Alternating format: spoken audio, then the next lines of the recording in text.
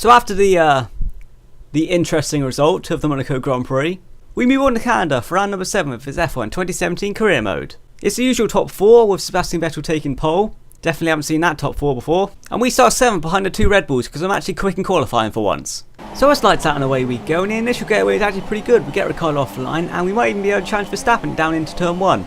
We have a look up the inside, but it doesn't really work out. It's a little bit of contact. However, coming through turn number 2, we run wider than my smile when I heard Jolyon Palmer wasn't going to be in F1 anymore, and we lose the position to Daniel Ricciardo. Coming on to lap number 2 now, I've got Verstappen, Vettel and Ricciardo going 3 wide through turn number 1 and turn number 2. It's probably not going to go well for Verstappen as he's on the outside, so we're going to try and get a best exit as possible and try going up his inside into turn number 3. As we approach the braking zone, luckily Verstappen doesn't turn in on us and we go up into P number 6. Come on to lap number 3, win the slipstream of Daniel Ricciardo, and without the DRS we should easily be able to make a move into the final corner. We move to the inside, but it's not really a place you want to be side by side with an AI car, and there's no contact, but he cuts the corner. We try and get the cutback of all cutbacks, but it doesn't really work out. DRS once again, and we're going to try and make a move into the first corner now. We move to the outside, which probably wasn't the greatest idea. We got into the grass, which completely fucks our braking zone.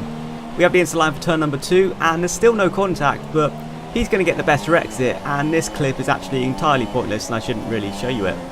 Literally nothing happens, no change whatsoever. On to lap 5, and it's now attempt number 2 on trying to take Ricciardo for 5th place. We have DRS and slipstream once again, and for some reason we just have a rocket strapped to our car this time, and we breeze past him round the outside. It's a really boring overtake. It really is. On to lap 9, we've got Ricciardo right behind us. We haven't been able to pull away from him, but coming into the final corner now, he dives into the pit, which means we're going to pit next lap.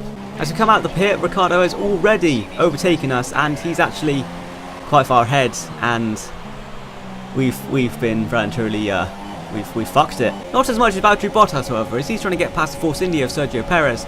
Moves to the inside as they approach the final corner, and under braking he locks up and goes straight into the Hall of Champions.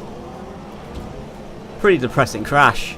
Once we put the soft tyres on this car, it decided to lose all sense of speed, and we actually got stuck behind a Sauber. We got into Q3, and now we're stuck behind a Sauber. Just think about that for a second. But that wasn't the end of our suffering. As you can see, we're under pressure from Felipe Massa. We dip a wheel into the grass, and he moves to the inside, and he makes the move look quite easy. And we've just been overtaken by someone who is getting beaten by the biggest pay driver in F1 in the history of the sport. On the next lap, Massa makes a move on Ericsson and finally opens the door for us to try and make a move on this piece of shit Sauber. We get a good run out of turn 9 and move to the outside for the hairpin. And I'm just going to say this, I made this move look as difficult as it could possibly be. We go on the outside of the hairpin, wheel banging a little bit, but we finally get past him, thank God. We then spend the next couple of laps getting absolutely raped in a straight line. First up is Lance Stroll, and he tries to make a move up the inside into the final chicane, but he fails. Next up is Esteban Ocon, who tries to make a move up the inside into turn number 1. He fails. Then Ocon tries it again, round the outside at the final chicane. He fails. He then tries to make it a third time lucky into the first corner on lap number 20 now. He fails. He then has a fourth attempt into the hairpin, and we well and truly bottle it. We completely fucked that. We really did. Having a quick look at Daniel Ricciardo now, he's challenging Lance Stroll into the final corner, but as he comes out the final corner, his engine just gives up. Now we've had that short interval, let's go back to me getting raped in a straight line by the Force Indias. Perez tries to run the outside of the final corner, but thanks to our broken wing, we take some very interesting defensive lines, and Perez is actually going to get past us on the exit of the final corner.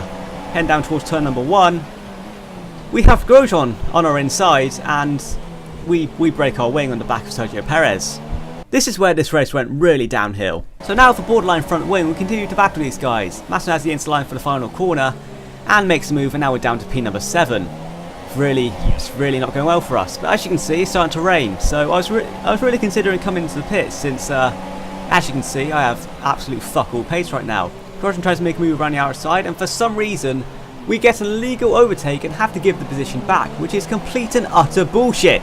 As you may have seen from that previous clip, Verstappen actually retired from the race, and that's because Renault are trying to do an accurate representation of their Mexico GP. Coming into the final few laps of the GP now, and we've got Lance Stroll behind us, and as you can see, our front wing is really causing us problems.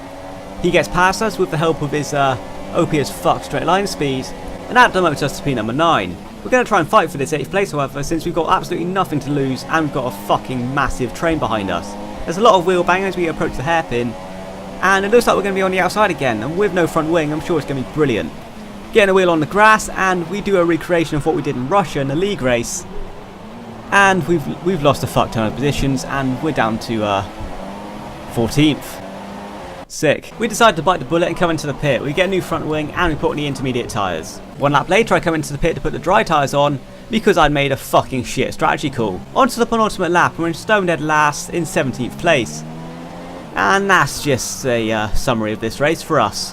Our suffering finally ends as Roman Grosjean, the person we were racing a couple laps ago, laps us. So here are the race results, and as you can see the two Force Indias 4th and 5th, the ones we were racing.